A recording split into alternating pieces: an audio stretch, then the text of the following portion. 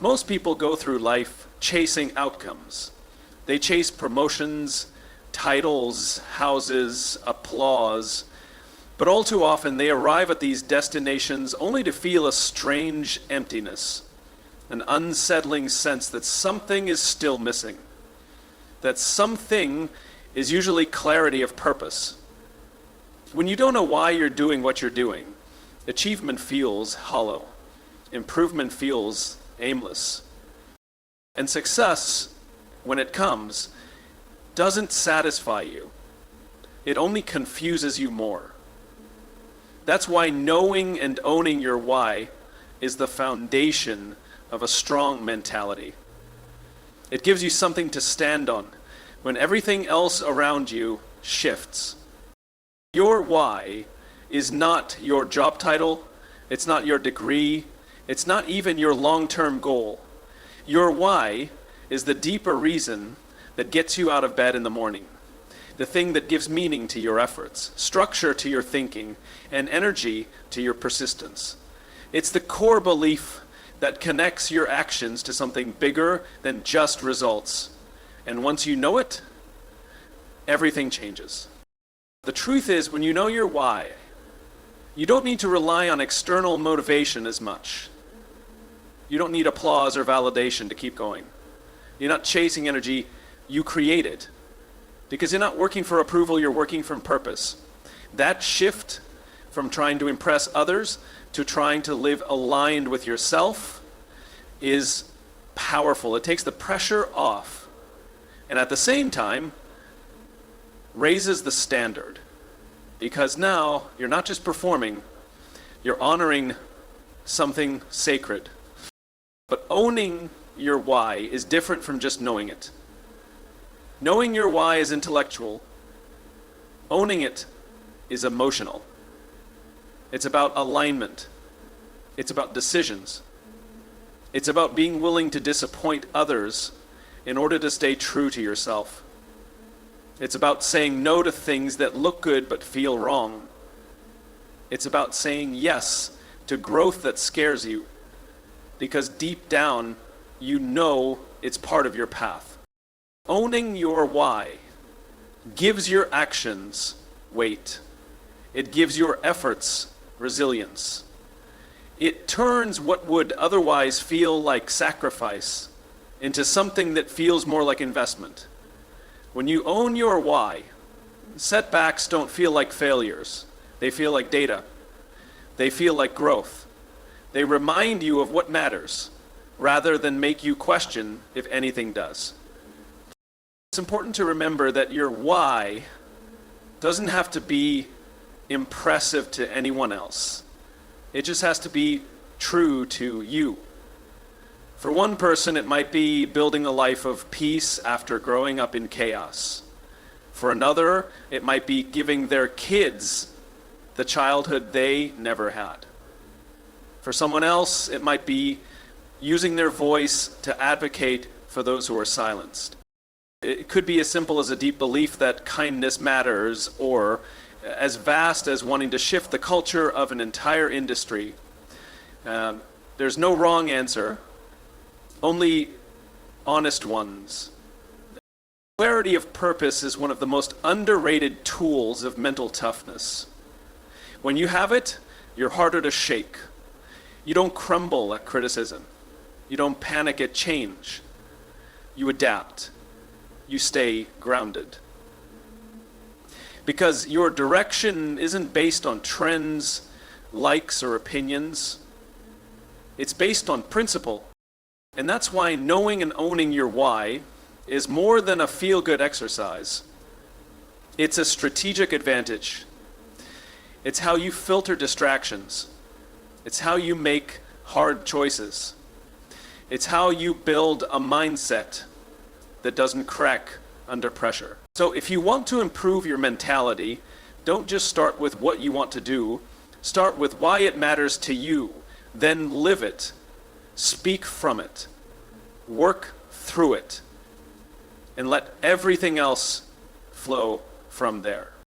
Most people live with a sense of scarcity, even if they don't realize it. They approach life like there's only so much success, love, opportunity, or happiness to go around. It's the belief that if someone else gets ahead, it somehow means you've fallen behind. That if another person's voice is being heard, yours won't be. This mindset, rooted in fear and comparison, keeps people small. It makes them second guess their worth, guard their ideas, and resent the progress of others. But there is another way to see the world, and it changes everything. It's called an abundance mindset.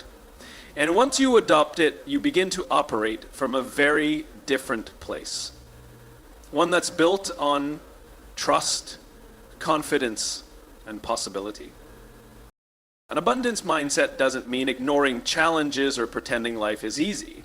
It means choosing to believe that even in the face of difficulty, there is still enough opportunity, enough creativity, enough room for you to grow and succeed, even when others do too. It's the refusal to see life as a zero-sum game.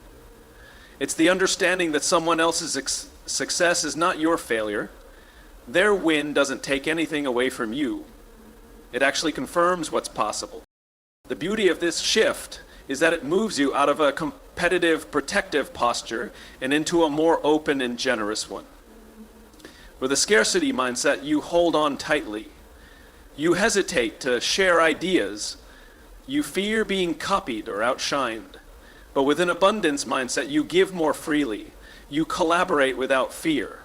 You cheer others on because you know that there's enough space for everyone to thrive. You don't feel the need to prove yourself constantly because your value isn't threatened by someone else's shine. What many people don't realize is that scarcity thinking is often disguised as ambition. It sounds like, I have to be the best, or I have to get there first. But underneath those statements is a fear that if you're not first, you don't matter. That if someone else is doing it, your work becomes irrelevant. Abundance thinking frees you from that prison. It lets you focus on doing your work well, not just doing it first. It allows you to create from joy, not from panic. And that difference shows up in everything you do. One of the most powerful aspects of adopting an abundance mindset is how it changes your relationship with people. You stop seeing others as threats and start seeing them as allies. You listen better. You learn more. You build real relationships instead of transactional ones. You realize that when you lift others, you rise too. And in doing so, you build a community that thrives on mutual support rather than silent competition. Adopting an abundance mindset doesn't mean you never feel fear or doubt. It means you choose not to let those feelings control your behavior. It means that when scarcity thoughts show up, and they will, you meet them with curiosity instead of obedience. You ask, is this thought helping me grow or keeping me stuck? You remember that you don't need to rush, hoard, or prove. You already are enough. There's already enough. And over time, this way of thinking becomes natural. It becomes your default. You'll notice you have more peace, more clarity, and more energy to create and connect, because you're no longer drained by comparison or fear of missing out. You're focused, you're confident. You trust that the right opportunities will find you, and when they do, you'll be ready. So if you want to improve your mentality, shift how you see the world, believe in more, believe in enough. Not because it's easy, but because it's powerful. The mindset of abundance doesn't just change how you think, it changes how you live. Growth and comfort do not live in the same place. That's a truth we instinctively know, but one we often try to avoid. As human beings, we're wired to seek safety, predictability, and ease. But the irony is this: everything meaningful Everything transformative lives on the other side of discomfort. If you want to build a stronger mentality, you must learn to embrace the very thing most people run from. Discomfort isn't a threat. It's a signal, a sign that you're stretching, evolving, moving into new territory. And without it, you stay stuck in what's familiar, even if it no longer serves you. Most people think growth feels good, but in reality, it usually feels like confusion, awkwardness, and vulnerability. It feels like being a beginner, like not having the answers, like showing up when you're not sure you belong. These are not signs you're failing, they're signs you're expanding. Because growth, by its nature, requires friction. It demands that you break old patterns, question old beliefs, and walk paths you've never walked before. That's not supposed to feel smooth. It's supposed to feel stretching. The difference between those who grow and those who don't isn't intelligence or talent. It's willingness. A willingness to be uncomfortable. A willingness to try, fail, learn, and try again. And what's powerful is that discomfort, when faced intentionally, becomes less intimidating over time. You begin to recognize it not as something to avoid, but as something to lean into. It becomes a teacher, a companion, a compass pointing toward what matters. This shift in perspective is critical, because when you stop fearing discomfort, you stop avoiding challenges. You stop waiting for perfect conditions before you act. And that means you move faster, take bolder risks, and build confidence through experience.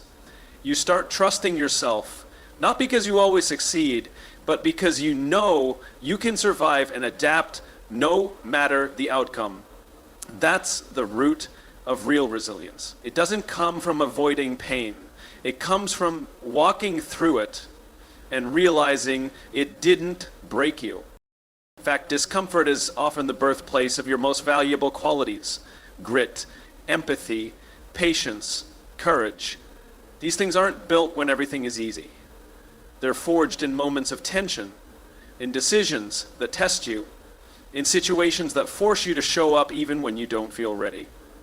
Every time you do that, you expand the edges of what you believe is possible for you. It's also worth noting that the discomfort you avoid doesn't disappear. It just accumulates.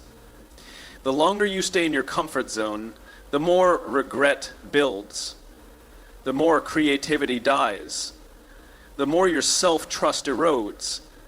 Because deep down, you know you're not stepping fully into who you could be. Discomfort faced becomes fuel. Discomfort ignored becomes weight. So ask yourself, what are you avoiding because it's uncomfortable? A difficult conversation? A new challenge? A change in routine? Whatever it is, it's likely tied to something meaningful, something worth pursuing. And the fear you feel around it is not a red light. It's often a green one in disguise. It's your mind's way of saying, this matters. Improving your mentality doesn't require you to love discomfort, but it does require you to stop fearing it. You don't need to be fearless. You just need to be committed. Committed to the process. Committed to showing up. Committed to learning and growing, no matter how messy it gets. The more you lean into discomfort, the more natural it becomes. You begin to see it not as a wall, but as a doorway. Not as something to overcome once, but as a rhythm of transformation.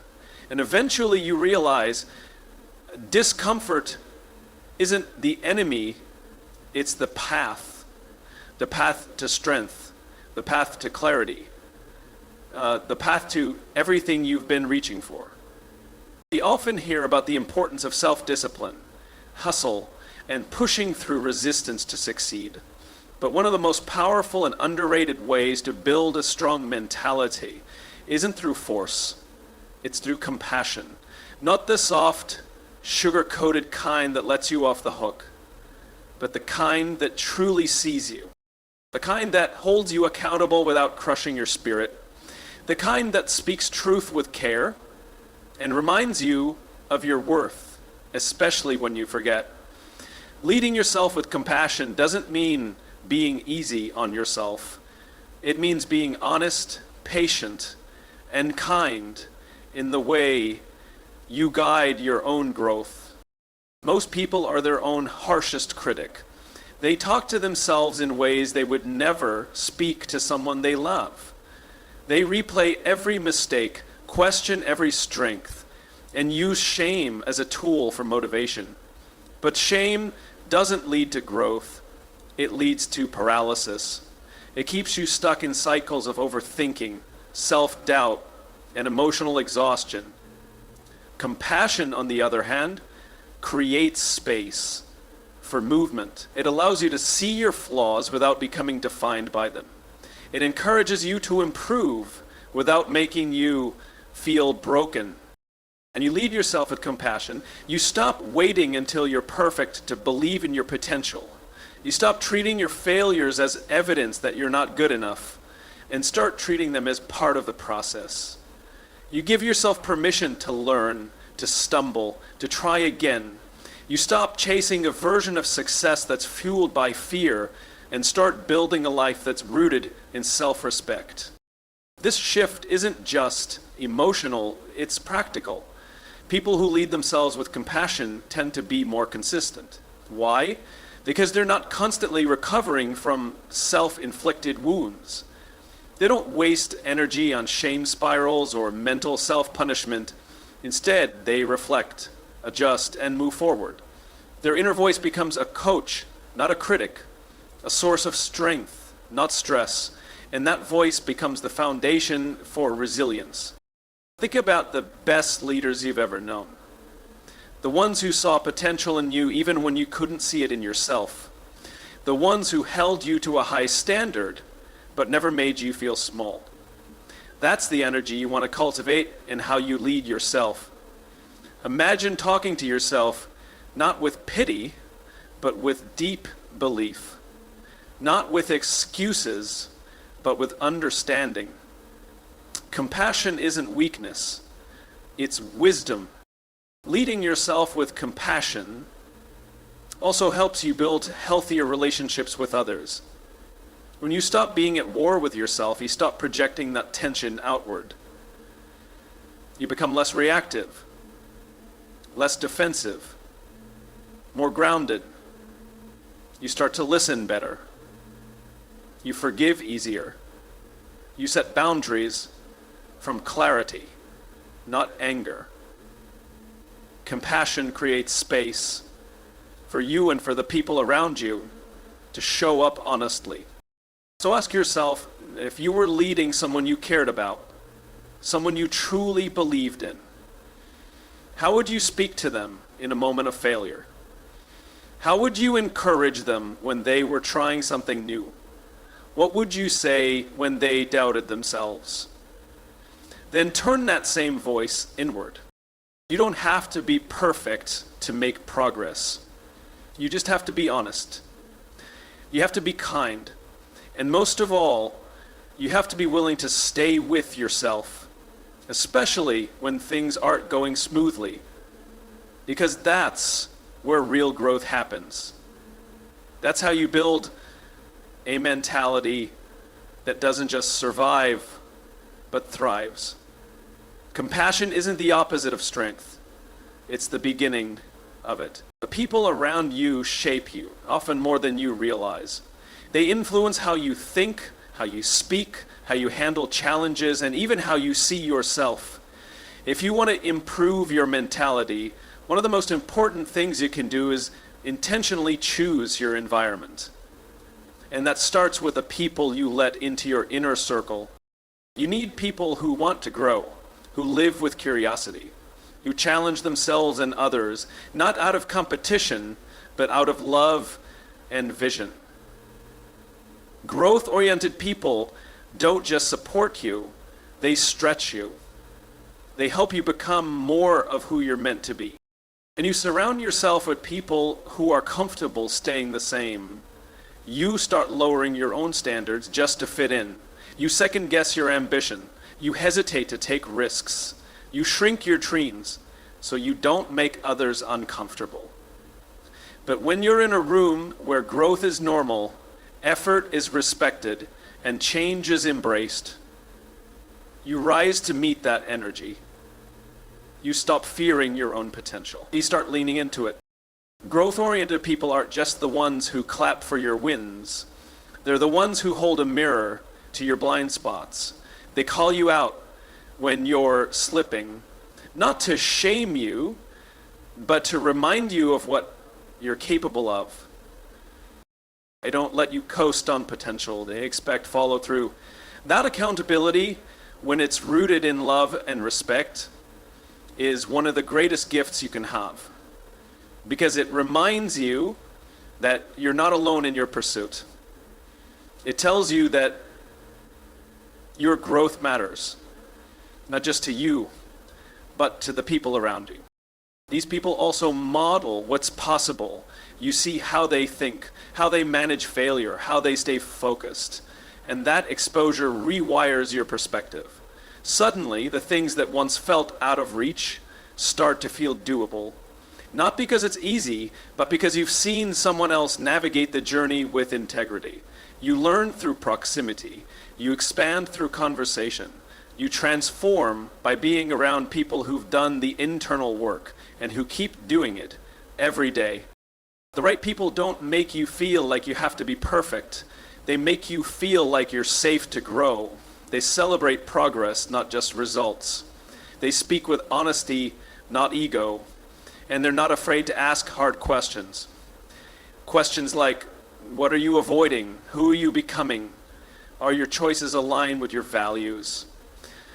These aren't always easy to hear, but they're necessary. Because growth doesn't happen in comfort. It happens in truth. On the other side, when you spend time with people who constantly complain, gossip, or settle, it begins to wear on you. You may think you can stay above it, but negativity is contagious. Low standards are contagious. So is complacency.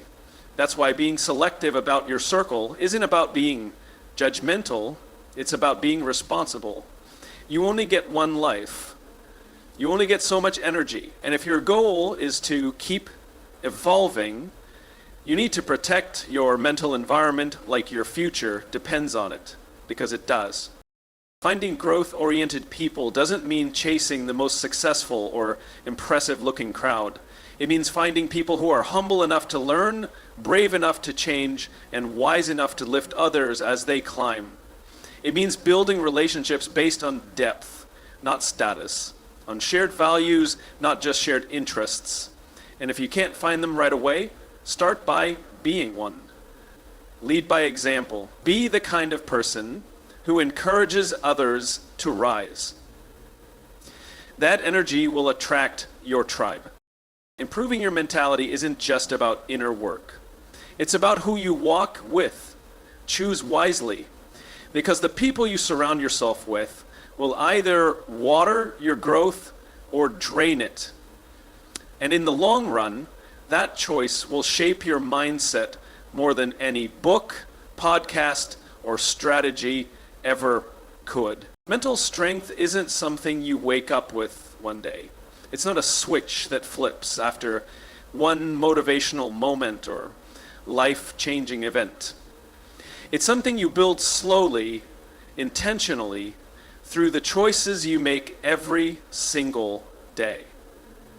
Every thought you entertain, every habit you reinforce, every time you decide how to respond to challenges, you're shaping your mentality. And that's both the beauty and the responsibility of it. Your mindset is in your hands, and the small, quiet decisions you make when no one's watching are what truly build it. It's easy to look at mentally tough people and assume they were born with some special grit. But more often than not, they've simply made the choice over and over again to act in alignment with who they want to become. They've practiced discipline, self-awareness, and courage, not in grand, dramatic moments, but in the details of everyday life. It's waking up when you said you would. It's choosing focus over distraction. It's putting the phone down and having the tough conversation. It's resisting the urge to quit just because things feel hard. It's a mindset of follow through, not perfection. And it starts early. The first decisions you make in the morning often set the tone for the rest of your day. Do you start with intention or by reacting to notifications? Do you remind yourself of what matters, or do you let the noise decide your priorities? These aren't just productivity questions, they're mindset questions. Because how you live your day is how you live your life. And your mentality is shaped in the patterns you repeat, not the moments you wish for. One of the most powerful shifts you can make is to stop waiting to feel ready and start deciding based on your values. There will always be days when motivation is low, when doubt is high, when everything in you wants to take the easy way out. But those are the exact moments when your choices matter most.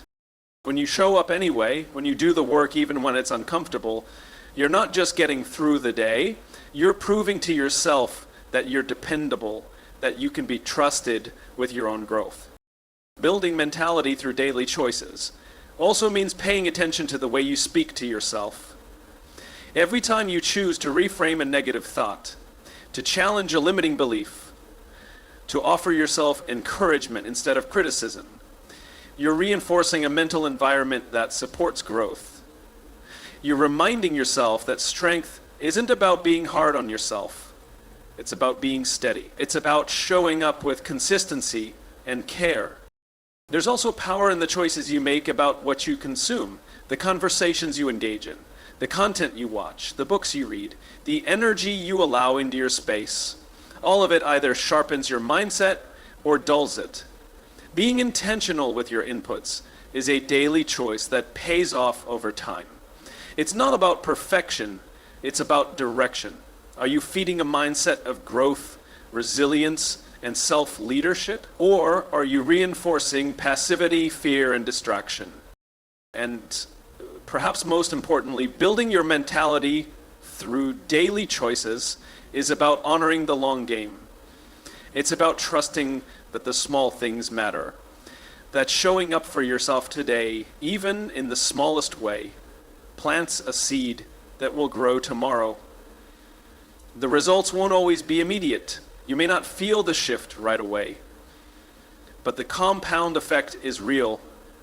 Strength adds up, discipline compounds, and self-belief is built in the daily decision to keep going, even when it's hard, even when no one sees it. So if you want to be mentally stronger, don't wait for a breakthrough moment. Start with the next choice, and then the next, because that's how it's done. One day, one action, one decision at a time. That's how mentality is built. Quietly, steadily, and powerfully. At the end of the day, building a stronger mentality isn't about some grand transformation or one-time breakthrough. It's about the quiet, consistent decisions you make every single day. It's choosing to lead yourself with purpose, to embrace discomfort as a teacher, to think with abundance, and to surround yourself with people who want to grow just like you do. It's about being intentional, being honest, and most of all, being committed to becoming the kind of person who doesn't just react to life, but responds to it with clarity, strength, and heart. And there's always more. Mentality isn't fixed.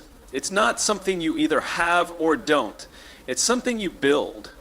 And you build it through knowing your why, choosing your mindset, facing the hard stuff, treating yourself with compassion, making small, powerful choices, and walking with people who lift you higher. You don't have to be perfect. You just have to keep showing up. Because when you do, when you stay in the process, when you commit to the kind of growth that's rooted in integrity, resilience, and belief, you don't just change your mind, you change your life. And that, more than anything, is what real mental strength is all about.